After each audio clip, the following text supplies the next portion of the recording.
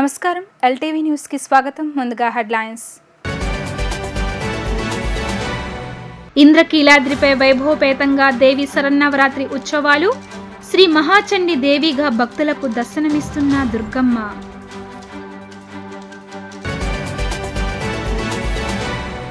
Deputy CM Pawan కళ్యాణ్తో విశాఖ ఉక్కు కార్మిక నేతలు భేటీ. ఉక్కు పరిశ్రమ ప్రైవేటీకరించకుండా కాపాడాలి అని పవన్ను కోరిన కార్మికులు.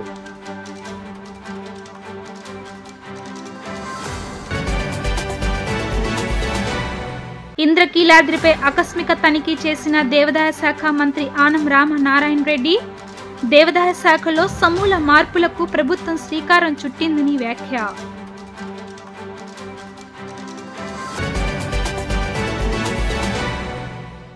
విజయవాడ ఇంద్రకీలాద్రిపై దసరా శరన్నవరాత్రి ఉత్సవాలు వైభవంగా కొనసాగుతున్నాయి. 5వ రోజు కనకదుర్గమ్మ మహాచండీదేవి అలంకారంలో భక్తులకు దర్శనమిస్తున్నారు. అమ్మవారిని దర్శించుకునేందుకు తెల్లవారుజాము నుంచి భక్తులు వేలాదిగా తరలివస్తున్నారు. దసరా శరన్నవరాత్రి ఉత్సవాలలో భాగంగా నేడు ఇంద్రకీలాద్రిపై మహాచండీదేవి అలంకరణలో భక్తులకు దర్శనమిస్తున్నారు దుర్గమ్మ. దసరా నవరాత్రులలో 5వ రోజు ఇంద్రకీలాద్రి అమ్మవారిని ప్రత్యేకంగా అలంకరించారు. అమ్మవారు శ్రీ మహాచండీదేవిగా భక్తులకు దర్శనమిస్తున్నారు. ఉదయం 3 గంటల నుంచి భక్తులకు అమ్మవారి దర్శన భాగ్యం కల్పిస్తున్నారు. చండీదేవి అలంకారానికి ఎంతో ప్రసిద్ధి ఉంటుందన్నారు వేద పండితులు. దేవతల కార్యసిద్ధి, దృష్ట శిక్షణ, విష్ట రక్షణ కొరకు మహాలక్ష్మి, మహాకాళి, మహాసరస్వతి త్రిశక్తి రూపిణిగా శ్రీ మహాచండి ఉద్భవించింది. చండి అమ్మవారిలో అనేక మంది దేవతలు కొలువై ఉన్నారని ఆలయ నిర్వాహకులు తెలుపుతున్నారు. శ్రీ మహాచండి అమ్మవారిని ప్రార్థిస్తే సర్వ దేవతలను ప్రార్థించినట్లే. అమ్మవారి అనుగ్రహం వలన విద్య, కీర్తి, సంపదలు లభించి శత్రువులు మిత్రులు మారడం, ఏ కోరికల కోసం అయితే ప్రార్థిస్తామో అవి సత్వరమే నెరవేరుతాయని భక్తుల యొక్క ప్రగాఢ విశ్వాసం. సంహరించినటువంటి శుంభ నిశుంభాదుల్ని సంహరించినటువంటి జగన్మాత చండీ అమ్మవారు. అటువంటి అమ్మవారిని ఇక్కడ నిత్యం సేవిస్తూ ఉండటం జరుగుతూ ఉంటుంది. మార్కండేయ పురాణాంతర్గతమైనటువంటి యొక్క చండీ సప్తశతి పారాయణలో కూడా అమ్మవారి యొక్క విశేషాన్ని అనేక విధంగా వర్ణించడం జరిగింది. మరి నిత్యము కూడాను ఇక్కడ చండీ హోమం కూడాను జరుగుతూ ఉంటుంది. అందువల్ల అమ్మవారి త్రిశక్తి స్వరూపిణి కాబట్టి ఇక్కడ చండీమాతగా అమ్మవారిని ఈ శరన్నవరాత్రి ఉత్సవాల్లో ఈ సంవత్సరం ప్రత్యేకంగా అలంకరించడం జరుగుతున్నది. అటువంటి జగన్మాతని ఆరాధించడం వల్ల మనకి శత్రుభయములన్నీ నివారణ అయ్యి సకల శుభాలు జరుగుతాయి. జయ దుర్గా భవాని. ఉక్కు పరిశ్రమ భూములు అమ్మేద్దామని మీ ముందు ప్రతిపాదించిన మాట నిజమేనా అని ఉప ముఖ్యమంత్రి పవన్ కళ్యాణ్ అడిగిన ప్రశ్నకు ఆ ప్రతిపాదన నిజమేనని కార్మిక సంఘాల నేతలు తెలిపారు. 12,500 మంది ఉద్యోగులు, 14,000 మంది ఒప్పంద కార్మికులు పనిచేస్తున్నారని, వారికి గత కొద్ది నెలలుగా జీతాలు కూడా అందడం లేదని ఆయన దృష్టికి తీసుకువెళ్లారు. మంగళగిరిలోని క్యాంప్ కార్యాలయంలో డిప్యూటీ సీఎం పవన్ కళ్యాణ్ విశాఖ ఉక్కు పరిశ్రమకు సంబంధించిన కార్మిక పరిరక్షణ సంఘాల నాయకులతో సమావేశమయ్యారు. ఈ సందర్భంగా విశాఖ ఉక్కు పరిశ్రమను ప్రైవేటీకరించకుండా కాపాడాలి అని కార్మికులు పవన్ కళ్యాణ్ను కోరారు. 12,500 మంది ఉద్యోగులు, 14,000 మంది ఒప్పంద కార్మికులు పని చేస్తున్నారని, వారికి గత కొద్ది నెలలుగా జీతాలు కూడా అందడం లేదని ఆయన దృష్టికి తీసుకువెళ్లారు. 32 మంది బలిదానాలు, 16,000 మంది నిర్వాసితుల త్యాగాలు, 24,000 ఎకరాల భూ సేకరణతో విశాఖ ఉక్కు పరిశ్రమ ఏర్పాటైంది. వారి త్యాగాలను ఎవరూ మరచిపోకూడదు. దానిని కాపాడుకోవాలని భావోద్వేగం పరిశ్రమల్లో పనిచేసే ప్రతి కార్మికులతో పాటు కార్మిక ఉద్యోగ సంఘాల నేతల్లో కూడా ఉండాలి. పరిశ్రమను కాపాడుకోవడానికి చేసిన పోరాటాలు, త్యాగాలను కేంద్రం దృష్టికి తీసుకువెళ్తామని పవన్ కళ్యాణ్ స్పష్టం చేశారు. దేవాదాయ శాఖలో సమూల మార్పులకు ప్రభుత్వం చర్యలు తీసుకుంటుందని దేవాదాయ శాఖ మంత్రి ఆనం రామనారాయణ రెడ్డి అన్నారు. ఆలయ సాంప్రదాయాల విషయంలో అధికారులు జోక్యం చేసుకోవద్దని సూచించారు.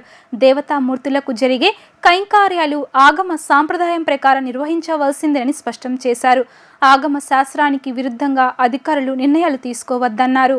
దసరా వేడుకల్లో ఆదివారం లలితా త్రిపుర సుందరీదేవి అలంకారంలో ఉన్న జగన్మాత దుర్గమ్మను దేవాదాయ శాఖ మంత్రి ఆనం రామనారాయణ రెడ్డి దర్శించుకున్నారు. అమ్మవారి దర్శనానికి వచ్చిన భక్తులతో మాట్లాడి సమస్యలను తెలుసుకున్నారు. ఈ సందర్భంగా మంత్రి మాట్లాడుతూ ఆలయ సాంప్రదాయాల విషయంలో అధికారులు జోక్యం చేసుకోవద్దని సూచించారు. దేవతామూర్తులకు జరిగే కైంకార్యాలు ఆగమ సాంప్రదాయం ప్రకారం నిర్వహించవలసిందేనని స్పష్టం చేశారు. ఆగమ శాస్త్రానికి విరుద్ధంగా అధికారులు నిర్ణయాలు తీసుకోవద్దన్నారు. ధూప దీప నైవేద్యాల కింద 50,000 వార్షిక ఆదాయం కలిగిన ఆలయాలకు 10,000 మొత్తాన్ని ఇస్తామన్నారు. ట్రస్ట్ బోర్డుల్లో సైతం బ్రాహ్మణులు, నాయి బ్రాహ్మణులకు చోటు కల్పించేందుకు చర్యలు తీసుకుంటామన్నారు. దీనికోసం అవసరమైతే శాసనసభలో తీర్మానం చేసి చట్ట సవరణ చేస్తామన్నారు. దేవాదాయ శాఖ కమిషనర్ సత్యనారాయణ, ఈవో రామారావు పాల్గొన్నారు. ధూపదీప నైవేద్యాల కింద గౌరవ ముఖ్యమంత్రి గారు గతంలో ఎన్నికల ప్రణాళికలో ఇచ్చినటువంటి వాగ్దానం మేరకు 50,000 లోపు వార్షిక ఆదాయం కలిగినటువంటి ఆలయాల్లో 5,000 రూపాయలు ధూపదీప నైవేద్యాల్లో ఇస్తూ ఉంటే దాన్ని ఇప్పుడు 10,000కు పెంచి దానికి ఆదేశాలు ఇచ్చాం. త్వరలోనే 5,400 ఆలయాల్లో ఉన్నటువంటి అర్చకుల అకౌంట్లలోకి ఈ యొక్క 10,000 మొత్తాన్ని పంపిణీ చేయడం జరుగుతుంది. అలాగే ట్రస్ట్ బోర్డుల వ్యవహారంలో కూడా ఇప్పుడున్నటువంటి ట్రస్ట్ బోర్డులు వివిధ స్థాయిల్లో ఉన్నాయి. 5 మంది సభ్యులు ఉన్నటువంటి ఉన్నాయి, 7 మంది ఉన్నాయి, 9 మంది, 11 మంది, 15 మంది ఉన్నటువంటి సభ్యులు కూడా ఉన్న ఆలయాలు కలవు మనకి. ఈ ఆలయాలకన్నిటికీ మరొక 2 సభ్యులను పెంచే విధంగా చట్టాన్ని సవరించడానికి గౌరవ ముఖ్యమంత్రి గారు గతంలో చేసిన వాగ్దానం మేరకు ఇప్పటికే ప్రభుత్వ ఆదేశాలు పూర్తి స్థాయిలో సవరించేదానికి నిర్ణయం చేయడం జరిగింది. దీనికి చట్టంలో కూడా మార్పు చేయాలి కాబట్టి చట్టం మార్పుకి ఆర్డినెన్స్ కానీ లేకుంటే రాబోయే అసెంబ్లీలో అది తీర్మానంగా పెట్టి దేవాదాయ శాఖ చట్టాన్ని మార్చాల్సిన అవసరం ఉంది కాబట్టి దానికి కావాల్సినటువంటి అన్ని కార్యక్రమాలు కూడా పూర్తి చేశాం. అయితే ఈ 2 సభ్యుల్ని ఎందుకు పెంచాల్సి వచ్చింది అంటే ఈ 2 సభ్యులు ఖచ్చితంగా ఒకరు బ్రాహ్మణులు అయి ఉండాలి ఆ కమిటీలో, మరొకరు నాయీ బ్రాహ్మణులు అయి ఉండాలి. గతంలో నాయీ బ్రాహ్మణులను చేయమని చెప్పారే తప్ప సంఖ్యను గత ప్రభుత్వం పెంచలేదు. కానీ ఇవాళ మా ప్రభుత్వం సంఖ్యను పెంచుతూ చట్టాన్ని సవరిస్తున్నాం. ఖచ్చితంగా ఒక సభ్యులు బ్రాహ్మణులు అవుతారు, ఒక సభ్యులు నాయీ బ్రాహ్మణులు అవుతారు. మిగిలినటువంటి కమిటీ అంతా కూడా యథావిధిగా పెంచినటువంటి సంఖ్యతో పాటు మిగిలిన సభ్యులందరినీ కూడా ఏర్పాటు చేయడానికి ఇవాళ చర్యలు తీసుకుంటూ ఉన్నాం. ఆలయాల విషయంలో, సాంప్రదాయాల విషయంలో ఎవరు మటుకు వాళ్ళ నిర్ణయాలు తీసుకోవడం కానీ, అధికార యంత్రాంగం తలదూర్చడం కానీ, ఎవరు కూడా పాలక వర్గాలు తలదూర్చడం కానీ, ఈ యొక్క ఆగమ శాస్త్రాలకు విరుద్ధంగా ఎవరు పని చేయకూడదని చెప్పి ఇవాళ ఒక నిర్ణయం తీసుకొని దానికి కావలసిన ఆదేశాలు ప్రభుత్వం విడుదల చేస్తుంది. విశాఖ స్టీల్ ప్రైవేటీకరణ వ్యతిరేక ఉద్యమానికి డిప్యూటీ సీఎం పవన్ కళ్యాణ్ మొదటి నుంచి మద్దతు తెలిపారని జనసేన పార్టీ గంధం వెంకట్రావు తెలిపారు. నష్టాల్లో ఉన్న స్టీల్ ప్లాంట్ కేంద్ర రాష్ట్ర ప్రభుత్వాలు స్పందిస్తే సమస్య పరిష్కారం అవుతుందని అన్నారు. మంగళగిరి జనసేన పార్టీ కేంద్ర కార్యాలయంలో విశాఖ స్టీల్ ప్లాంట్ ఉద్యమకారులు, కార్మిక సంఘ నాయకులు డిప్యూటీ సీఎం పవన్ కళ్యాణ్తో సమావేశమయ్యారు. ఈ సమావేశంలో జనసేన పార్టీ గంధం వెంకట్రావు, భారతీయ మజ్దూర్ సంఘం నాయకులు తమ్మినేని శ్రీనివాసరావు, టీఎన్టీసీ నంది సింహాద్రి ప్రధాన కార్యదర్శి జనరల్ సెక్రటరీ కేవీడి ప్రసాద్ తదితరులు పాల్గొన్నారు. ఈ సందర్భంగా మీడియాతో వారు మాట్లాడుతూ విశాఖ స్టీల్ ప్లాంట్ సమస్యలపై డిప్యూటీ సీఎం పవన్ కళ్యాణ్తో సుదీర్ఘంగా 2 గంటల పాటు చర్చించారని అన్నారు.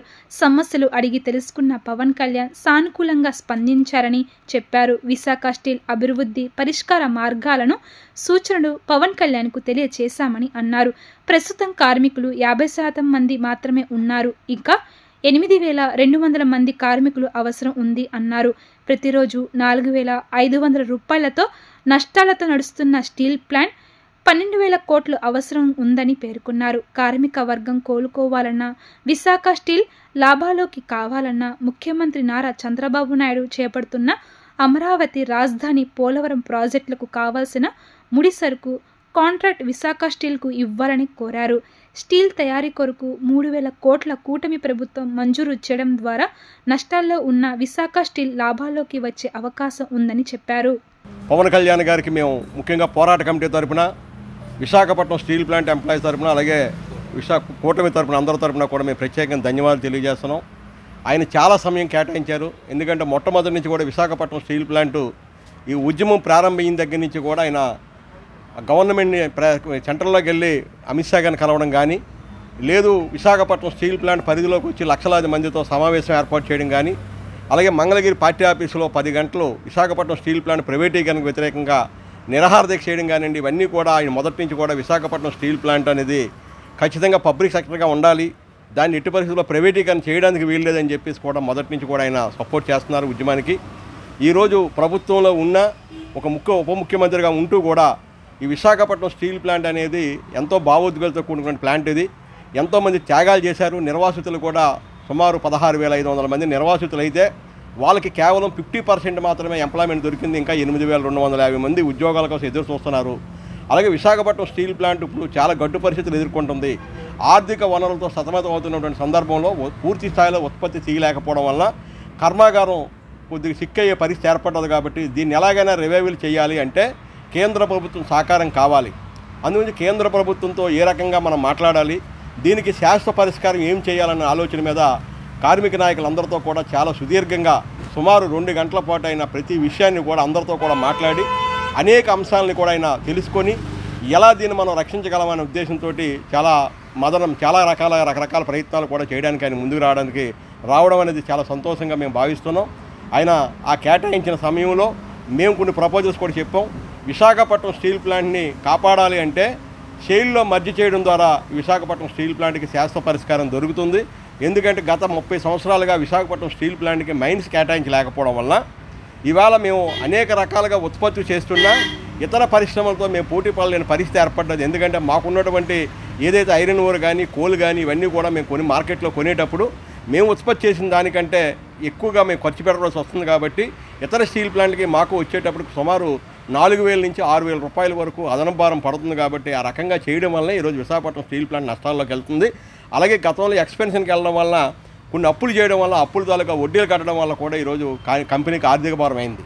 అందుగురించి ఇవాళ కంపెనీ నడపాలి అంటే ఆర్థికంగా కూడా ఆదుకోవాల్సిన అవసరం కూడా ఉంది. ఎందుకంటే రన్నింగ్ క్యాపిటల్ అనేది లేదు.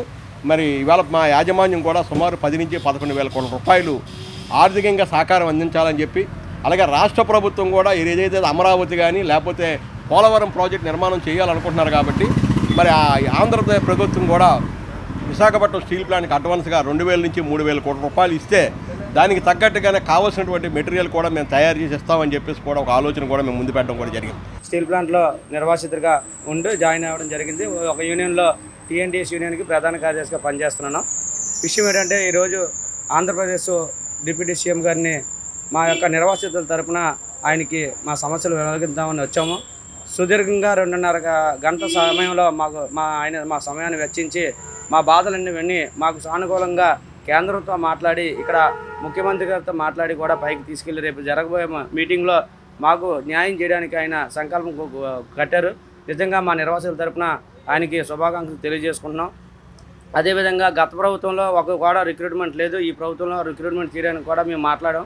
దాన్ని కూడా సానుకూలంగా స్పందించి నిర్వాసితులకి ఉపాధి కల్పించడానికి న్యాయం చేయాలని మేము అడగగానే ఆయన సానుకూలంగా స్పందించి కేంద్రంతో మాట్లాడి రిక్రూట్మెంట్ చేస్తామని చెప్పడం కూడా జరిగింది. ఆయనకి మా తరపున నిర్వాసిత తరపున ధన్యవాదాలు తెలియజేస్తాం. అంటే జనరల్ సెక్రటరీ నా పేరు కేవిడి ప్రసాద్. ఇవాళ పవన్ కళ్యాణ్ గారు చాలా ఓపికగా 2 గంటల పాటు ఆయన అమూల్యమైన సమయాన్ని ఇచ్చి స్టీల్ ప్లాంట్ గురించి అడిగారు. విశాఖ ఉక్కు శైలిలో విలీనం అయితేనే విశాఖ ఉక్కు మనుగడ ఉంటుందని చాలా క్లియర్గా ఆయన చెప్పడం జరిగింది. ఆయన కూడా అలాగే స్టీల్ని స్ట్రాటజిక్లో ఉంచాలని కూడా విన్నవించడం జరిగింది. ఆయన కూడా దానికి చాలా సానుకూలంగా స్పందించారు. ఆయన తన వంతు ప్రయత్నం ఖచ్చితంగా చేస్తానని, విశాఖ ఉక్కుని కాపాడడానికి ఇమీడియట్గా ఫైనాన్స్ సపోర్ట్ కూడా అందించే ప్రయత్నం చేస్తానని చెప్పారు. ధన్యవాదాలు. పవన్ కళ్యాణ్ గారు పిలిచి కార్మిక సంఘాలతో చర్చించి మేము ఏదైతే ఎన్ని చెప్పామో వాటిని క్రోడీకరించుకొని ఒక నోటు తయారు చేసుకొని కేంద్ర ప్రభుత్వంతో మాట్లాడి తగిన సహాయం చేసి ఈ కర్మాగారాన్ని నిలబెట్టేందుకు తన వంతు కృషి చేస్తానని చెప్పి స్పష్టమైనటువంటి హామీ ఇచ్చారు. అందుకు వారికి ఉక్కు కార్మికుల తరపున ప్రత్యేకమైన ధన్యవాదాలు చెప్తున్నాను sir. Thank you. Vijayawada Gollapudi మైలురాయి సెంటర్లో AP Padmasali welfare and development corporation కార్యాలయంలో AP Padmasali welfare and development corporation చైర్మన్గా నియమితులైన నందం అబద్దయ్య ప్రమాణ స్వీకార కార్యక్రమం చేయు సందర్భంగా మంగళగిరి సీతారామ కోవెల వద్ద నుండి భారీ ర్యాలీగా విజయవాడకు బయలుదేరిన నందం అబద్దయ్య డైరెక్టర్గా ప్రమాణ స్వీకారం చేయనున్న కందుల నాగార్జున, పర్వత మధుసూదన్ రావు ర్యాలీలో పాల్గొన్నారు. ఈ కార్యక్రమంలో కూటమి నాయకులు, కార్యకర్తలు, అభిమానులు అధిక సంఖ్యలో పాల్గొన్నారు. విద్యా, ఐటీ శాఖల మంత్రి నారా లోకేష్ సహకారంతో మంగళగిరి పట్టణం గౌతమి బుద్ధ రోడ్లోని BMW కార్ల షోరూం పక్కన గ్రౌండ్లో ఈ నెల 9వ తేదీ నుంచి 12వ తేదీ వరకు ప్రైడ్ ఆఫ్ మంగళగిరి పేరుతో రాష్ట్ర స్థాయి పురుషులు, మహిళల కబడ్డీ పోటీలను నిర్వహిస్తున్నట్లు రాష్ట్ర Padmasali welfare and development corporation chairman Nandam Abaddaiah తెలిపారు. టోర్నమెంట్కు సంబంధించిన వాల్ పోస్టర్ను నియోజకవర్గ తెలుగు యువత ఆధ్వర్యంలో టీడీపీ కార్యాలయం MSS భవన్లో టీడీపీ నాయకులు ఆవిష్కరించారు. ఈ సందర్భంగా నందం అబద్దయ్య, గుంటూరు పార్లమెంట్ ప్రధాన కార్యదర్శి పోతినేని శ్రీనివాసరావు మాట్లాడుతూ మంగళగిరి నియోజకవర్గాన్ని క్రీడా హబ్గా మార్చాలి అన్న లక్ష్యంతో మంత్రి నారా లోకేష్ సొంత ఖర్చులతో ప్రతి ఏటా వివిధ రకాల టోర్నమెంట్స్ నిర్వహిస్తున్నారని చెప్పారు. ప్రతిభ గల క్రీడాకారులు వెలుగులోకి రావడానికి ఇలాంటి లీగ్లు ఉపకరిస్తాయని పేర్కొన్నారు. 4 రోజుల పాటు జరిగే ఈ టోర్నీలో రాష్ట్ర వ్యాప్తంగా 13 జిల్లాల నుంచి సుమారు 300 మంది క్రీడాకారులు ప్రాతినిధ్యం వహిస్తున్నారని తెలిపారు. పురుషులు, మహిళలకు వేరువేరుగా బహుమతులు ఉంటాయన్నారు. ప్రథమ బహుమతి 1,00,000, ద్వితీయ బహుమతి 75,000, తృతీయ బహుమతి 50,000 నగదు బహుమతులు అందించడం జరుగుతుంది అన్నారు. ఎటువంటి ఎంట్రీ ఫీజు లేదన్నారు. ప్రతిరోజు సాయంత్రం 4 గంటల నుంచి రాత్రి 10 గంటల వరకు పోటీలను నిర్వహిస్తామన్నారు. ఈ కార్యక్రమంలో రాష్ట్ర అధికార ప్రతినిధి తమ్మిశెట్టి జానకీదేవి, మంగళగిరి పట్టణ అధ్యక్షులు దామర్ల రాజు, సివిల్ సప్లైస్ కార్పొరేషన్ డైరెక్టర్ తోట పార్థసారథి, తాడేపల్లి పట్టణ అధ్యక్షులు వల్లభనేని వెంకట్రావు, తాడేపల్లి మండల అధ్యక్షులు ఆమర సుబ్బారావు, పట్టణ ఉపాధ్యక్షులు గోవాడ దుర్గారావు, పట్టణ ప్రధాన కార్యదర్శి షేక్ రియాజ్, మండల ప్రధాన కార్యదర్శి మల్లవరపు వెంకట్ తదితరులు పాల్గొన్నారు. మరి ఈరోజు డాక్టర్ MSS భవన్ వద్ద రాష్ట్ర స్థాయి కబడ్డీ పోటీల నిమిత్తం మరి వాల్ పోస్టర్ని లాంచ్ చేయడం జరిగింది. గత సంవత్సరం పైసలకు నారా లోకేష్ గారు, మన యువనేత ఐటీ విద్యాశాఖ మంత్రులు, స్థానిక శాసనసభ్యులు గౌరవనీయులు నారా లోకేష్ గారు ఈ యొక్క మంగళగిరి ప్రాంతంలో అనేక క్రీడల్ని, అటు క్రికెట్ కానివ్వండి, వాలీబాల్ కానివ్వండి, బ్యాడ్మింటన్ కానివ్వండి, మరి అనేక క్రీడల్ని ప్రోత్సహిస్తూ యువతలో ఉన్నటువంటి మరి వారి యొక్క నైపుణ్యాన్ని, క్రీడల్లో నైపుణ్యాన్ని మరి ప్రోత్సహించేదానికి ఆయన ఎంతో సహాయ సహకారాలు అందిస్తున్న సంగతి మనందరికీ తెలుసు.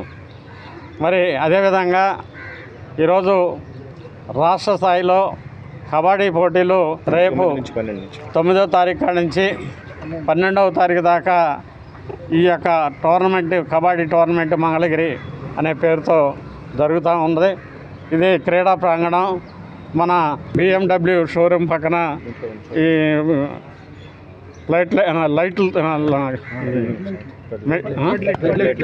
ఫ్లడ్ లైట్లతో వెలుతురులో ఈ ఆటలని ఆడతారు. వారికి మరి ఫస్ట్ ప్రైజ్గా 1,00,000 రూపాయలు, సెకండ్ ప్రైజ్గా 75,000 రూపాయలు, థర్డ్ ప్రైజ్గా 50,000 రూపాయలు చొప్పున ఇవ్వబడును. ఇందులో 13 మరి పురుషుల జట్లు, అదేవిధంగా 13 స్త్రీలు, 13 చొప్పున 26 జట్లు ఈ యొక్క క్రీడల్లో పాల్గొంటూ ఉంటారు. ఈ క్రీడల్లో మరి పాల్గొన్న వాళ్ళందరూ కూడా ప్రైజులు ఇచ్చే సదుపాయం కూడా ఉన్నది. పేరుతోటి నారా లోకేష్ బాబు గారి ప్రోద్బలంతో మంగళగిరి నియోజకవర్గంలో మంగళగిరి పట్టణంలో గౌతమ్ బుద్ధ రోడ్డు వెంబడి BMW కార్ల షోరూం పక్కన ఖాళీ స్థలంలో ఈ నెల 9వ తారీఖు నుంచి 12వ తారీఖు వరకు రాష్ట్ర స్థాయి మహిళా మరియు పురుషుల కబడ్డీ పోటీలు నిర్వహించుకోవడం కోసం ఈ రోజున పోస్టర్ను లాంచ్ చేయడం జరిగింది. మనందరికీ తెలుసు, గత 5 సంవత్సరాలుగా నారా లోకేష్ బాబు గారు తన సొంత నిధులను వెచ్చించి మంగళగిరి నియోజకవర్గంలో ప్రతి సంవత్సరం కూడా కబడ్డీ పోటీలు, shuttle tournaments, cricket tournaments, kho kho ఇలా అనేక విధాలుగా అన్ని గేమ్స్లో కూడా యువత అలాగే మంగళగిరి ప్రజలు పాల్గొనే విధంగా ప్రోత్సహించడం అందరం చూసాం. దానిలో భాగంగా ఈ రోజున ఈ దసరా పండుగకి ముందు 9 నుంచి 12వ తారీఖు మధ్యలో ప్రతిరోజు సాయంత్రం 4 గంటల నుంచి 10 గంటల ప్రాంతంలో ఫ్లడ్ లైట్లు ఏర్పాటు చేసి ఈ క్రీడలను ప్రోత్సహించడం జరిగింది. ఇందులో 13 జిల్లాలు, పాత ఉమ్మడి 13 జిల్లాల నుంచి కూడా 13 పురుష జట్లు, 13 మహిళా జట్లు పాల్గొంటారు. ఈ జట్టులో పాల్గొనే వారికి ఈ జట్స్ అన్నీ కూడా ఎంట్రీ ఫ్రీగా ఉంటుంది, ఎటువంటి ఫీజు చెల్లించాల్సిన అవసరం లేదు. అలాగే ఈ కబడ్డీ పోటీల్లో పాల్గొనే 13 జెంట్స్, 13 ఫిమేల్ జట్స్ అందరికి కూడా మొదటి ప్రైజ్గా ₹1,00,000, రెండవ ప్రైజ్గా ₹75,000, మూడవ ప్రైజ్గా ₹50,000 అందజేయబడుతుంది. మంగళగిరి శ్రీ గంగా భ్రమరాంబ సమేత మల్లేశ్వర స్వామి వారి దేవస్థానంలో శ్రీ కాశీ అన్నపూర్ణేశ్వరి సేవా ట్రస్ట్ ఆధ్వర్యంలో ప్రతి నెల అమావాస్య తరువాత జరిగే అన్నదాన కార్యక్రమం సోమవారం జరిగింది. ట్రస్ట్ చైర్మన్ పందేటి సాంబశివరావు అన్నదాన కార్యక్రమాన్ని ప్రారంభించారు. భక్తులు అధిక సంఖ్యలో పాల్గొని అన్న ప్రసాదాన్ని స్వీకరించారు. ఈ సందర్భంగా ట్రస్ట్ చైర్మన్ పందేటి మాట్లాడుతూ భక్తుల సహకారంతో ప్రతి నెలలో అమావాస్య తరువాత వచ్చే సోమవారం అన్నదాన కార్యక్రమం నిర్వహించడం జరుగుతుంది అన్నారు. ఈ కార్యక్రమంలో దేవస్థానం EO JV Narayana, trust board మాజీ chairman Bhogi Koteswararao, walkers association అధ్యక్షులు పుప్పాల కోటేశ్వరరావు, ట్రస్ట్ ప్రతినిధులు కర్నాటి శివ సత్యనారాయణ, కాగా శ్రీనివాసరావు, జుట్రు ఏడుకొండలు, కల్వకొల్లు గోపిబాబు, కోటేశ్వరరావు, అన్నపురెడ్డి రామకృష్ణారెడ్డి, గండికోట అచ్చయ్య, పెరుమాల సుబ్రహ్మణ్యం, రెడ్డి వీర రాఘవులు, పంచల శ్రీవన్నారాయణ, బాలమోహన్, బత్తుల శంకర్నాయుడు తదితరులు పాల్గొన్నారు. శ్రీ గంగా భ్రమరాంబ సన్నిధిన కాశీ అన్నపూర్ణేశ్వరి సేవా ట్రస్టు భక్తుల సహకారంతో, బోర్డు సహకారంతో, ఈ మంగళగిరి ప్రజలు సహకారంతో ఈ కార్యక్రమం చాలా గొప్పగా జరుగుతుంది. అన్నదాన కార్యక్రమం ప్రతి నెల 3,000 మందికి అన్నదాన కార్యక్రమం చేస్తున్నాం. ఈ కార్యక్రమం ఇంకా గొప్పగా జరగాలని, భక్తులందరూ సహకరించాలని, అట్లానే మన భోగి కోటేశ్వర మాజీ చైర్మన్ గారు, ఆయన కూడా ఇప్పుడు కొత్తగా వచ్చాడు, మళ్ళీ ఇప్పుడు చైర్మన్గా అవ్వబోతున్నాడు, ఆయన కూడా ఈ కార్యక్రమంలో పాల్గొనాలని కోరుతున్నాం. టీడీపీ కార్యాలయంపై దాడికి సంబంధించి సెప్టెంబర్ 5వ తేదీన మంగళగిరి రూరల్ పోలీసులు అరెస్ట్ చేయగా నందిగాం సురేష్ గుంటూరులో జిల్లా జైల్లో రిమాండ్లో ఉన్నారు. ఈ సందర్భంలోనే 2020 వెలగపూడిలో రాళ్లు రువ్వుకున్న సందర్భంలో మరియమ్మ అనే వృద్ధురాలు మరణించింది. ఈ కేసుకు సంబంధించి ప్రథమ ముద్దాయిగా నందిగామ సురేష్పై గత నెలలో తుళ్లూరు పోలీసులు పీటీ వారెంట్ వేయగా ఈరోజు మంగళగిరి కోర్టులో పోలీసులు హాజరుపరచగా నందిగాం సురేష్పై 14 రోజులు కోర్టు రిమాండ్ విధించింది. దుగ్గిరాల చైతన్య గోదావరి గ్రామీణ బ్యాంక్ శాఖ నూతన అద్దె భవనానికి మార్చారు. ఈ ప్రారంభోత్సవ కార్యక్రమాన్ని ముఖ్య అతిథిగా చైతన్య గోదావరి గ్రామీణ bank chairman K Pramod Kumar హాజరయ్యారు. ముందుగా వచ్చి ఆయనకు బ్యాంక్ అధికారులు ఘనస్వాగతం పలికారు. తదుపరి రిబ్బన్ కట్ చేసి టెంకాయలను కొట్టి ప్రత్యేక పూజలు నిర్వహించారు. ఈ కార్యక్రమంలో bank regional manager CH Srinivas, P&D HOD Anjaneyulu, branch manager H Krishnamohan, గ్రామస్తులు, వ్యాపారస్తులు Pasupuleti Ganesh Yadav, Paruchuri Srinivasarao, Ammineni Siddaiah Naidu, Chunduru Umamaheswararao, BSR Vasireddy, Sudhakar Banerjee, K Jayaram, B Srinivasarao, bank సిబ్బంది తదితరులు పాల్గొన్నారు. ఈ సందర్భంగా చైర్మన్ ప్రమోద్ కుమార్ మాట్లాడారు. నమస్కారం అండి, నా పేరు ప్రమోద్ కుమార్ రెడ్డి, చైర్మన్ చైతన్య గోదావరి గ్రామీణ బ్యాంక్. ఈరోజు దుగ్గిరాల పట్టణంలో 2010లో స్థాపించినటువంటి దుగ్గిరాల బ్రాంచ్ని వాళ్ళ నూతన భవనంలో షిఫ్ట్ చేయడం జరిగింది 2024 సంవత్సరంలో. ఈ గత 14 సంవత్సరాలుగా బ్రాంచ్ అంచెలంచెలుగా ఎదిగి ఇప్పుడు ప్రస్తుతానికి 120 కోట్ల బిజినెస్ తోటి, అందులో 82 కోట్లు మనకు అడ్వాన్సెస్ రూపంలో కానీ 38 కోట్ల డిపాజిట్ రూపంలో కానీ అత్యంత అభివృద్ధి సాధించిన బ్రాంచ్గా ఈరోజు ఏర్పడింది. అండ్ నాకు ఈరోజు చాలా సంతోషంగా ఉంది. కొత్త నూతనమైన అన్ని హంగులతోటి అన్ని ఫెసిలిటీస్ తోటి ఉన్నటువంటి నూతన భవనంలోకి షిఫ్ట్ చేయడం జరిగింది. దుగ్గిరాల పట్టణం ఇది ఒక 2000 మొత్తం చైతన్య గోదావరి గ్రామీణ బ్యాంకు 270 శాఖలు కలిగి ఉందండి 8 జిల్లాల వ్యాప్తంగా. సో సెప్టెంబర్ 30కి గాను 24,000 కోట్ల వ్యాపారాన్ని దాటి అందులో 13,000 కోట్లు లోన్స్ అండ్ 11,000 కోట్లు డిపాజిట్లతోటి వేగంగా అభివృద్ధి చెందుతున్న రీజనల్ రూరల్ బ్యాంక్గా ప్రసిద్ధి చెందింది. బ్యాంకు అన్ని రంగాల్లో అన్ని రకాలైనటువంటి వసతులను కల్పిస్తూ ఉంది. డిపాజిట్లకు అత్యంత అధిక వడ్డీ రేట్లు కల్పిస్తూ ఉంది. అట్లాగే రుణాలకు సంబంధించి ప్రాధాన్యత రంగంలో అయినటువంటి ఎంఎస్ఎంఈ రంగం కానీ, తర్వాత వ్యవసాయ రంగం కానీ, రిటైల్ రంగం కానీ అన్ని రకాల రంగాల్లో కూడా అన్ని రకాల సదుపాయాలను కలిగి ఉండి అత్యంత వేగంగా అభివృద్ధి చెందుతున్న బ్యాంకుల్లో దేశంలో ఉన్నటువంటి మిగతా రీజనల్ రూరల్ బ్యాంక్స్లో అత్యంత వేగంగా అభివృద్ధి చెందుతున్న బ్యాంక్ ఇది. ఇదే విధంగా సాంకేతిక పరంగా కూడా డిజిటల్ సర్వీసెస్ అన్నిటిని కూడా అందిస్తూ ఉంది బ్యాంక్. సో ఈరోజు దుగ్గిరాల బ్రాంచ్ని ఓల్డ్ ప్రొమైసెస్ నుంచి న్యూ ప్రొమైసెస్లోకి షిఫ్ట్ చేయడం జరిగింది. Thank you. వార్తలు ముగించే ముందు హెడ్లైన్స్ మరోసారి. ఇంద్రకీలాద్రిపై వైభవపేతంగా దేవి శరన్నవరాత్రి ఉత్సవాలు. శ్రీ మహాచండి దేవిగా భక్తులకు దర్శనమిస్తున్న దుర్గమ్మ.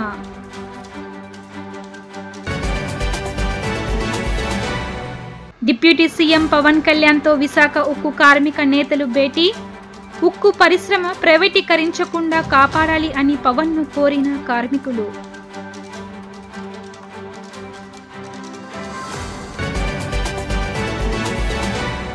ఇంద్రకీలాద్రిపై ఆకస్మిక తనిఖీ చేసిన దేవాదాయ శాఖ మంత్రి ఆనం రామనారాయణ రెడ్డి.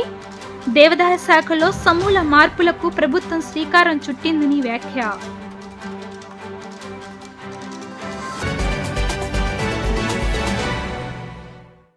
ఇవి ఇప్పటి వరకున్న updates. Keep watching LTV news.